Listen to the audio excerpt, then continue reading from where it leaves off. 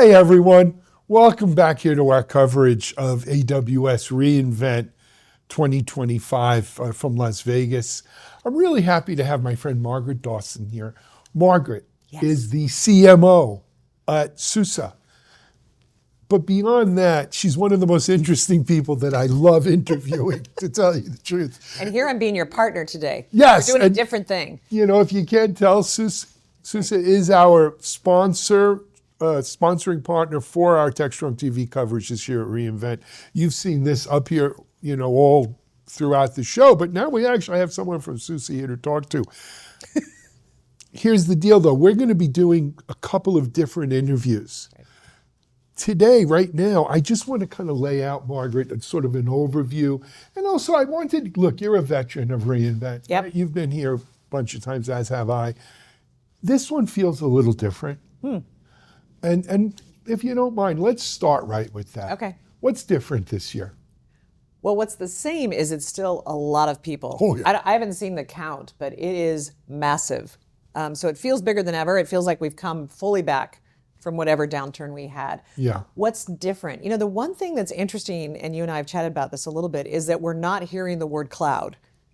We're not really hearing Which is hybrid kind of cloud. weird for AWS. But I think it's just because, like, we're there, like it's inherent. I will say in conversations with, you know, people that are non-Amazonians and people that are here at the conference, we are still having that conversation about how do I manage things across on-prem all the way to multi-cloud. In my Amazon meetings, we are talking about multi-cloud. We are talking about, you know, how do we have that seamless experience for our customers? So it's there. I just think it's under the weight of everything AI. Yeah. Right. So everything is kind of under that bigger umbrella, which you'd expect. It seems to be all AI all the time. Yep. And it's not just the word cloud. In years past, you'd come to an AWS conference and you'd spend a lot of times talking about things like S3 or Lambda and serverless, Kubernetes even, right? All of that has become sort of cosmic background radiation as we focus on how AI is going to empower all of this. Well, all of it's, AI is integrated into all of that. I will say if you go into some of the sessions that are more technical, you're still getting that. Like I was at an EKS session yesterday. I was at an Amazon Linux session yesterday. So you're still getting into the guts and getting roadmaps and all that, but it's a level down, right? So you're probably not seeing that quite as much. But I think you're right. Like we're talking about, okay, how is AI helping us with Linux? How is AI helping us with container management or Kubernetes? How is AI helping us with general management of our cloud ecosystem? Absolutely. So. I want to talk about, because it's when we say AI, it's like AI in all its flavors. Yep. But before we get into that, you mentioned Amazon Linux. Yep. And we'll probably talk about it a little more in depth later, but I know SUSE had a big announcement around this. And this is exciting because I think that at this AWS reInvent, we're really transitioning from being a listing on a marketplace to a strategic partner. And to me, the difference is when you start adding extra value to their software, right? And that's what we're doing with Amazon Linux, with what they announced around supplemental packages for Amazon Linux, or SPAL, which, that's a cute name, SPAL. And so we are providing open source components that have been tested, verified, secured, et cetera, as part of those packages. And so what I love about this is that our passion is open source. I think Amazon is a huge consumer of open source, but you don't necessarily see that as a customer. Right. And now they're bringing that choice to their customers in a secure, in a reliable way, which is what we do, right? That's like our secret sauce. So to me, that transition is exciting. And then the second thing, if we just kind of keep going with what we're announcing, is we now have SUSE Rancher for AWS, which is a SaaS solution. So we now have two. Okay, I didn't realize it was SaaS. Yeah, we have two SaaS. So we have Observability Cloud and we have SUSE Rancher that are both delivered SaaS through the marketplace. You know, no touch. So, you know, try before you buy, the whole thing. And I think that's also kind of moving that lever to a new place. And with that, we can now manage not only EKS, but any flavor of Kubernetes, right? Wow. So if someone has EKS, which a lot of customers are leveraging their Kubernetes, but let's say they also have 2 or 3 other flavors of Kubernetes across things, we can now manage all of those clusters. The original intent was just managing multiple clusters of EKS, which is very hard, right? Amazon has a very strong management plane kind of per Kubernetes cluster.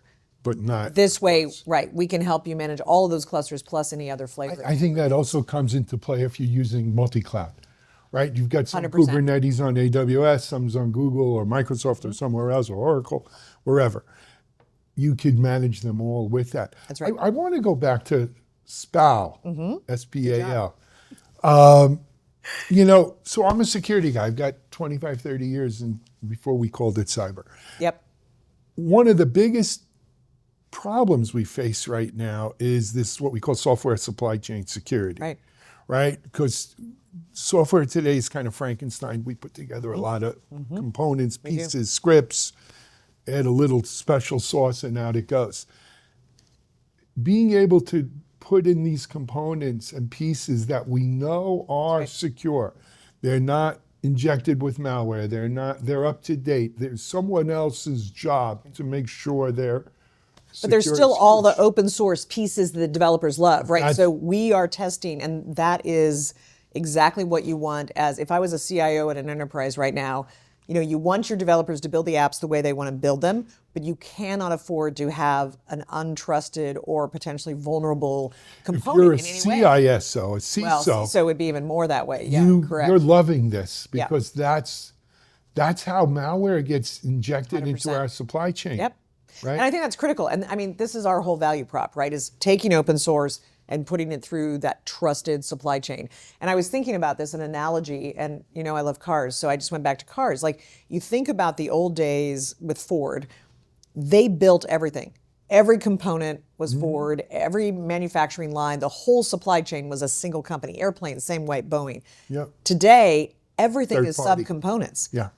And what happens if you get a component in even a physical car or an airplane that hasn't been gone through that testing and security and all those things, and something breaks down? You can never find it. Same thing with code. Think about it. One of these little libraries or components or tools isn't trusted. To find that piece once you've built out an application is very, very hard. So how you bring in that trusted supply chain is critical. Absolutely. But this is a very elegant solution to that, right?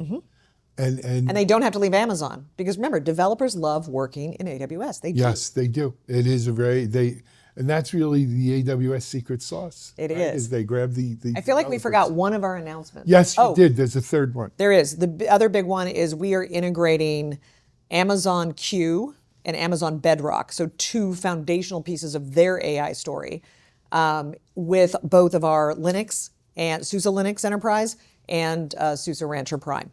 Really? So now the capabilities around those 2 AI solutions can be fully utilized when you're using within SUSE. Amazon. Correct. There's another sort of undercurrent that I wanted to hit on, and that is, some people call it modernization, some people call it transformation, but and I'm not pointing fingers or anything, but a lot of people's VMware licenses tripled, right, as part of the acquisition.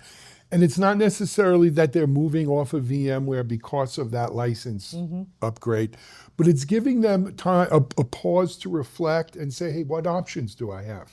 Well, and I think what's important is that most of those people, and the reason we're calling it modernization or transformation, is they're not trying to replace what they already have in their traditional, or sometimes we call that legacy infrastructure. They're trying to look at this transition as a way to get into cloud native. Yep. So if you can have a virtualization solution that moves your VMs towards the future in a way that is somewhat elegant, and then you can move to containers from there, that's what you want.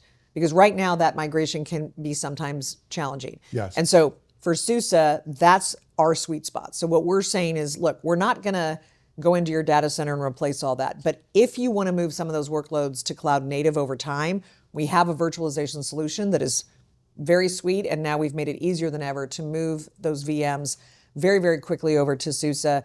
And then you're on the path, you're on the same platform, same Rancher platform. SUSE virtualization lives on Rancher. And so you can get to cloud native much more easily, and it can be managed in the same way. So that's a key thing. I mean, I'm just thinking about this common theme is managing things in a common way, a single control plane, and we do that with both virtualization and containers on Rancher. I love it. And it is, whether you want to call it modernization, transformation, I don't care. It is the path to getting onto the cloud without having to necessarily move everything to the cloud.